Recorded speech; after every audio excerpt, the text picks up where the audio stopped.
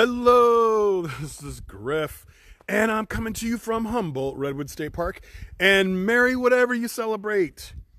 So I just wanted to come on a little bit and just tell you guys, because like I'm on vacation right now, and I came off vacation because I was sitting at home, and I was like, isn't it interesting that we all have, or many of us have, a tree in our house? Now, if you don't have a Christmas tree in your house, then you've seen one in the store, you've seen a Christmas tree lot. So regardless of what you celebrate, if you're in the United States, you know what a Christmas tree is. So how did we get a Christmas tree in a house? So that's something I started to research and really think about because my family had a tradition of doing Christmas trees. And in fact, when I was 12 years old, one of my first jobs, besides being a paper boy, was to work at a Christmas tree lot. And it was a choose your own Christmas tree lot outside of Vacaville. And I would go up and I'd cut the Christmas tree, and I would carry it for the people, and sometimes there'd be like a grandma there, and she'd be like, "You are so strong." And I'd be like, "Yes, I am." And then I would put the tree in her car, strap it to the top, put it in the truck, and then they would tip me $1, and then I would use that money to buy my own grandma a Christmas present. I miss you, Grandma. Miss my grandma this Christmas.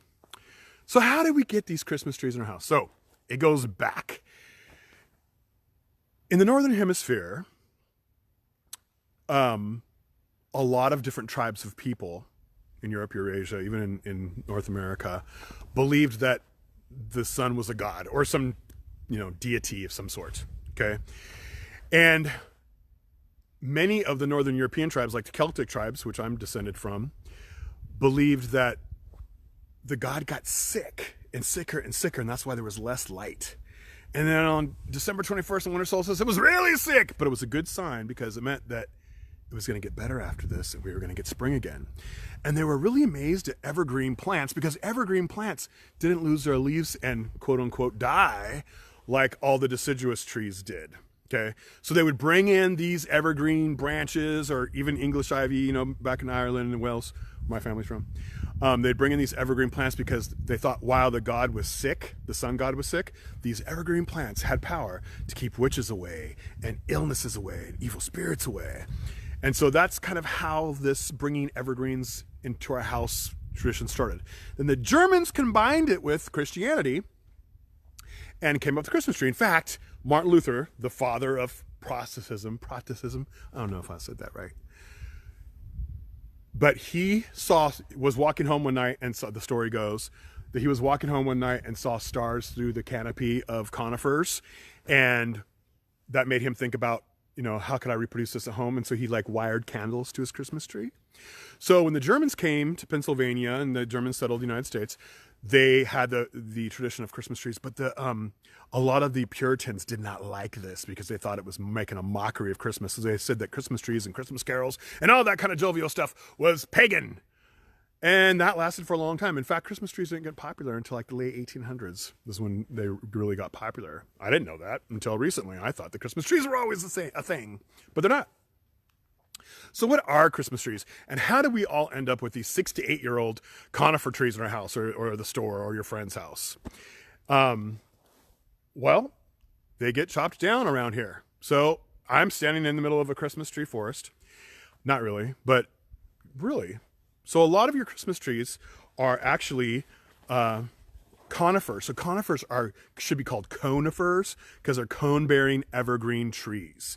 And you can find out, and I would do this with your kids because this would be really fun. If you go to your Google store, and I'm going to try to bring it up right now.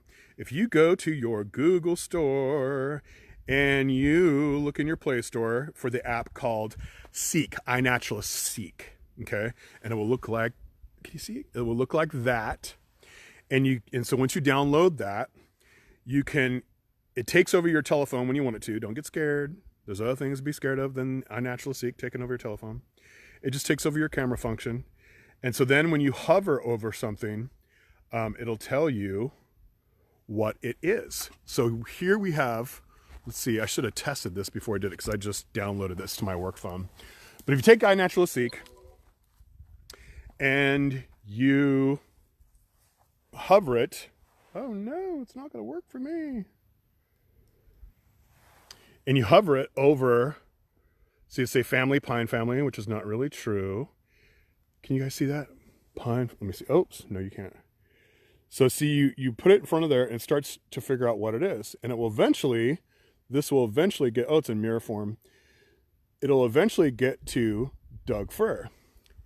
And it starts off, conifer, and then it will go pine family, and then it will go spruce or whatever, and then eventually get to Doug fir. So that's how you could identify your Christmas tree in your house. So you could download that, look on your Christmas tree, and figure out what it is. iNaturalist Seek. It's in your Google store or whatever you get your apps from. Okay? And that's really cool. So I have not just worked with Christmas trees as far as being a Christmas tree delivery boy. I also have been cutting down Christmas trees my whole adult career. So if you look around right here, actually I'm going to flip the camera around a little bit. Let's see here. Dun, dun, dun, dun. So look how green this prairie is. And it's super green and beautiful because it was just burnt a couple weeks ago. It was burnt a couple weeks ago because the conifers, the cone-bearing evergreen trees, the Christmas trees were invading the prairie. The Christmas trees were invading the prairie, so we burn them all down and we cut them down. I've been doing this my whole adult life. I didn't work on this one right here. This is in Humboldt Redwoods State Park. I didn't work on this fire, but I've done this many, many times throughout my career. And the reason why we do this is because there are more Christmas trees. I'm going to say this two ways. There are more Christmas trees in California than there ever has been. There's more conifer trees in California now than there was 200 years ago. And part of that reason is because the European Americans stopped the indigenous people that lived here for thousands of years from doing their cultural burns. And they were burning prairies like this for many reasons, like to bring out medicinal plants and to provide better browse for the food they ate, like elk. Lots of reasons, traveling, all kinds of stuff. And when the European Americans stopped them, we started getting encroachment of conifers, and especially in our very valuable oak woodlands. So oak trees support way more insects, which supports way more birds. Plus they have great structure for nests and habitat and all kinds of stuff. Plus they have acorns, which feeds all kinds of animals. But conifers are fast growing and they grow taller than the oak trees, and they shade them out, and we lose our oak trees. And you can see it all over Northern California. These dead hulks of these once beautiful oak trees just dead. And now it's a Doug fir forest or what lodgepole pine forest or whatever. And, it's not nearly as biodiverse. Plus, we lose our prairies. Grassland habitat is one of the most common habitats lost in California since Europeans colonized this place. So a lot of land managers now are trying to cut down all these Christmas trees, conifer trees, and before they take over the prairies and they get rid of the oak woodlands. Plus, these conifer trees are sucking up a lot of water during the summer, which is dropping the water for salmon, salmonids, and other endangered fish. Plus, they increase the severity of fires. We need to cut down more Christmas trees and have Christmas trees in our house year round. And the goodwill and the songs and the gift giving and the gratitude. All those things. All right. So, happy holidays if you celebrate them. Remember that is a conifer in your house. You should get iNaturalist Seek. Sorry I wasn't able to demonstrate it better. Figure out what it is and then look it up. Find out what's the natural range of your Christmas tree. Where's it from? Is it a high elevation tree? Is it a low elevation tree? Which moths and butterflies use it as a host plant? Okay. What kind of squirrels and stuff might eat its nuts where it lives? Okay. Maybe it lives in a place where there's flying squirrels, Check it out. Learn about your Christmas tree because it's more than just a traditional symbol. It tells a story of our landscape. It tells a story of our ecological history. And it tells a story of our ecological future. And hopefully we don't have so many conifers growing in our oak woodlands that we lose those important trees, that we increase the severity of fire, and we lower our water for our salmonids. So hopefully I didn't make you think bad about your Christmas tree. You looking at your Christmas tree a minute ago and you're like, it's so beautiful. And now you're like, oh, that thing is leading to biodiversity loss. All right. I hope you guys have a good holiday, and I'll see you next week. We're going to talk about mistletoe. Okay, I'm saying bye now, but it's not letting me. Okay, see you guys later.